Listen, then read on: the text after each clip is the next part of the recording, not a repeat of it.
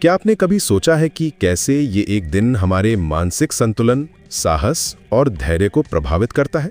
ज्योतिष के अनुसार नवमी तिथि में मन, साहस, धैर्य, मातृशक्ति और मानसिक संतुलन पर चंद्र का सीधा प्रभाव पड़ता है। ये दिन देवी शक्ति का दिन माना जाता है, जहां दुर्गा माँ, सिद्धिदात्री और विष्णु भगवान की पूजा का विशेष महत्व है। लेकिन इसका आध्यात्मिक अर्थ कहीं और गहरा है। इस तिथि का आध्यात्मिक अर्थ है जीवन के भीतर छिपे भय, हीन भावना और मानसिक अवरोधों को शक्ति और बुद्धि से जीतना। कल्पना कीजिए एक योद्धा की जो युद्ध के मैदान में खड़ा है, लेकिन ये युद्ध बाहरी नहीं बल्कि भीतरी है। ये योद्धा हम सभी हैं और ये युद्ध हमारे मन के अंधकार से है। नवमी तिथि हमें वो शक्ति देती है जिससे हम अपने डर को हरा सकें, अपनी कमजोरियों को ताकत में बदल सकें। इस पवित्र दिन की शुरुआत स्नान से होती है।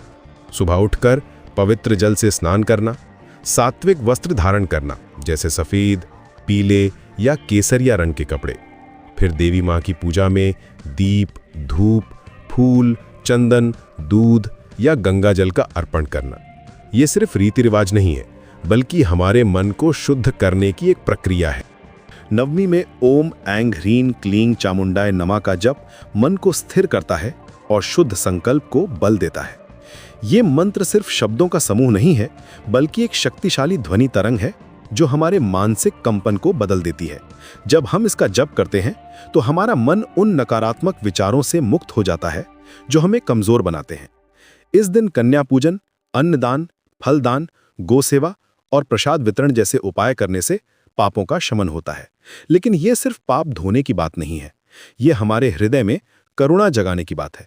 जब हम दूसरों की सेवा करते हैं तो हमारे अंदर की शक्ति और भी मजबूत हो जाती है। नवमी हमें सिखाती है कि शक्ति और करुणा साथ चलें तो जीवन संतुलित बनता है। ये वो संदेश है जो आज के समय में सबसे ज्यादा जरूरी है।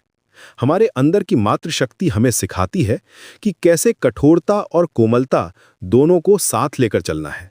जैसे एक माँ अपने बच्चे को प्यार भी देती है और जरूरत पड़ने पर सख्ती भी दिखाती है।